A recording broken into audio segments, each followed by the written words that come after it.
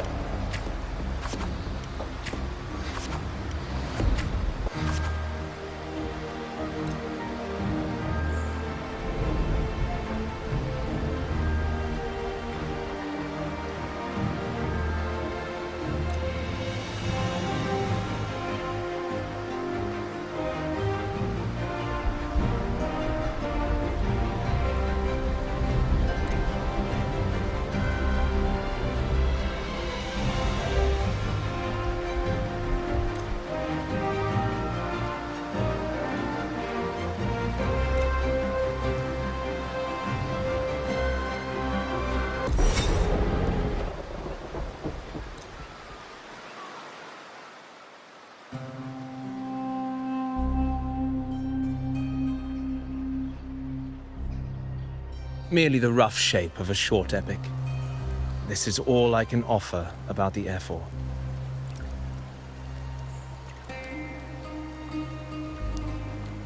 Now, as a listener, what do you make of my narration?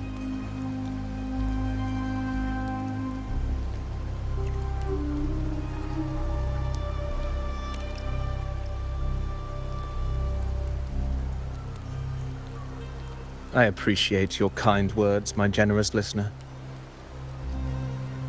I am only a humble wordsmith, spinning verses and rhymes. The essence of poetry is granted by those who dare defy their fate. But there is one thing I must confess. Through my words, your knowledge of the Ephor is partial, at best. Poetry can only offer a glimpse of the true story, the reality of people, events, and things slips beyond the grasp of words. I do not belong in the pages of the epic, so I remain confined to the observer's gaze. I can imagine events and emotions unfold, but I cannot truly recreate them. Here's some advice for you, though I hesitate to call it such. If you want the truth of a story, step into it. Become part of it. The opportunity stands before you now.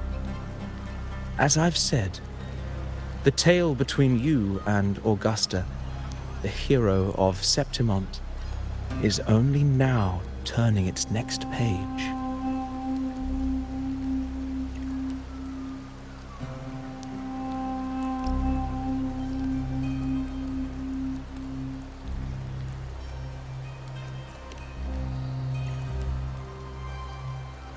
It's not difficult to see.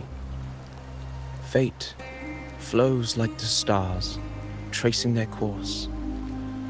Your destination is written in the steps you take.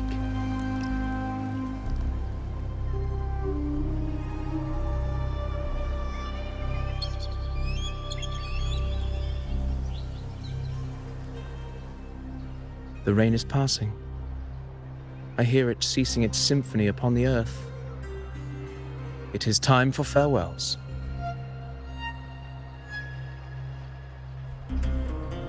Before I leave, may I ask you one last question? What is it that has lifted Augusta to the seat of power? What is it that makes a ruler?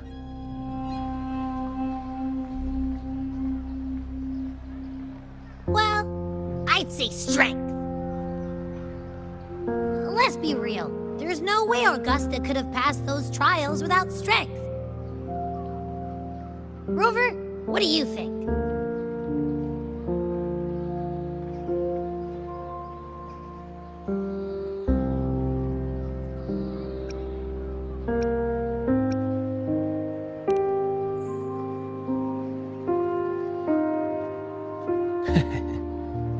You needn't rush to answer now.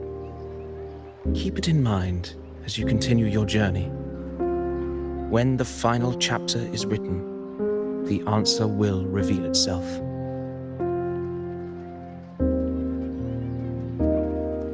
Farewell, my friend.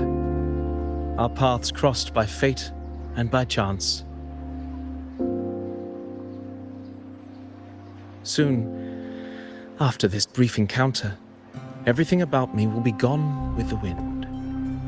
But you, your epic continues.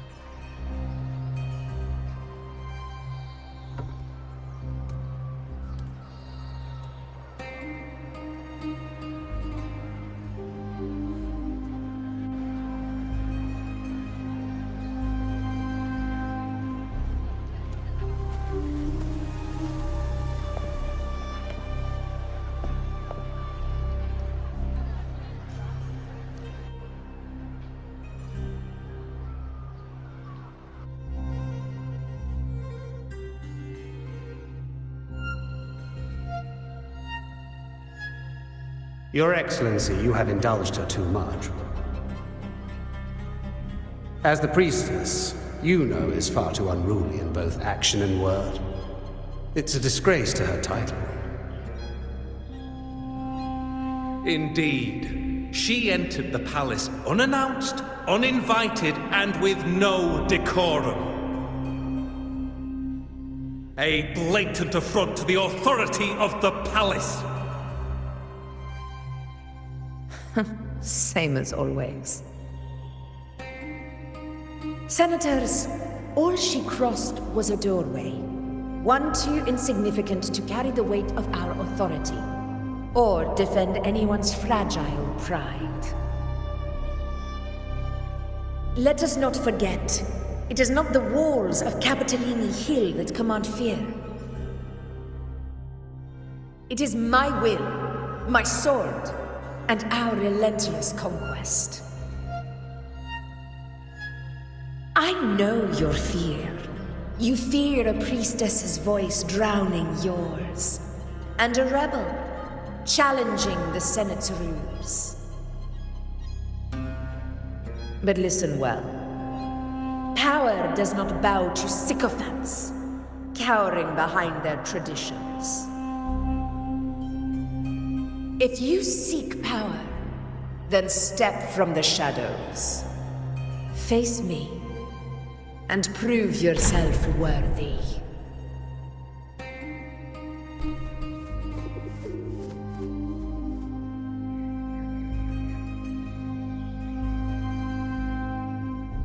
Took you long enough, Augusta.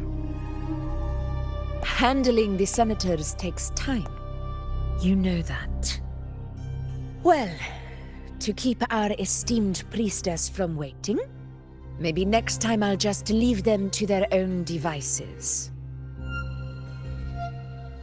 I'll make sure they record every detail of your feat, and relay it word for word to Grandmother Lilibet.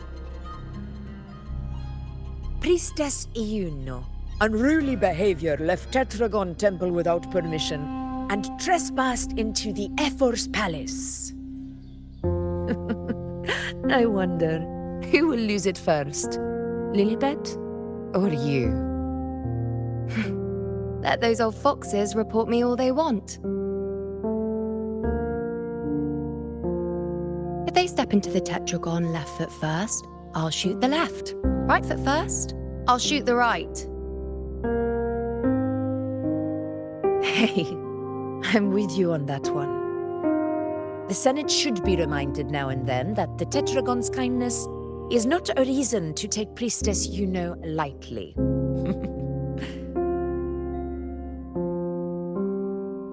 Why didn't you wait there? I had everything handled. We depart for the hunting ground tonight. If anything changed, you could have reached me by my terminal. You didn't need to come all the way here. I want you free of duty until that day arrives. You're overthinking it, Augusta. I'm here to see that person. Grandmother Lilibet said his fate is one of unknowable void.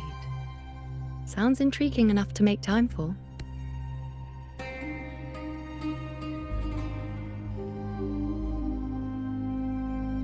So that's it? Too bad. The ship from Laguna won't dock until tomorrow morning, and we'll be gone by then. Ugh, what a hassle. Patience, you know. The warrior has accepted the invitation. So, you'll have plenty of time to meet during the hunt.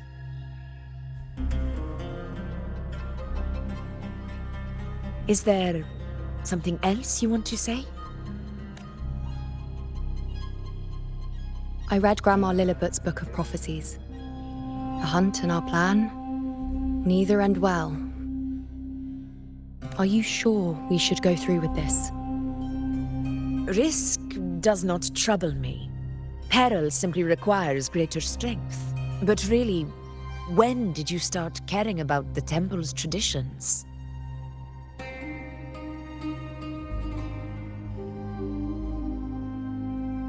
O ye faithless of Septimont, the divinity is enraged.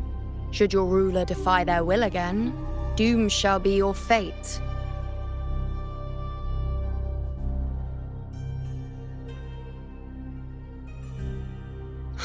Lately, I've been hearing murmurs from the nobles again, about the ancient prophecy from Raguna. I will admit, those words once carried weight. But when our ancestors crossed the waters and climbed these hills, Raguna's divinity didn't get a seat on the ship. And the priestesses all said the prophecy was incomplete. Only the hero of heroes, wielding extraordinary power, risen from the dark tides, shall bring eternity to Septimont. Then shall the waters quiet, the tempest still, and glory return with the blood of the old king. Do not forget, this is the other half of the prophecy. Fabius, Attilius, Valeria, one after another, these heroes have saved Septimont from the brink of ruin. As long as a hero stands, no disaster can break this eternal city. What if this time is different? What if ruin is our fate? Then I will sever that fate with my blade.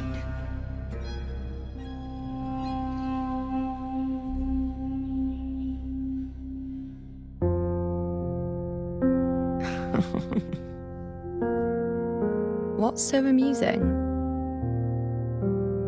So, the fearless priestess Iuno can be frightened after all. But it's fine. If you're afraid, don't push yourself. I can handle this alone.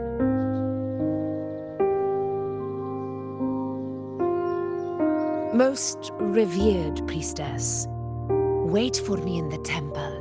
I shall return victorious. Frightened. Me? If anything, it's you, trying to shut me out and face it alone. Fine. Go ahead. You'll come back to me sooner or later. That I can't deny. I knew it. So you do need me for this hunt. Thank you. You know.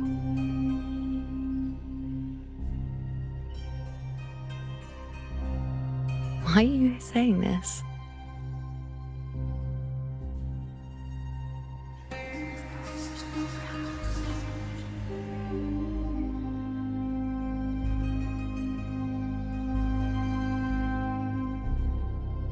The storm is coming. Come, you know my friend. The best way to greet a storm is to walk straight into it.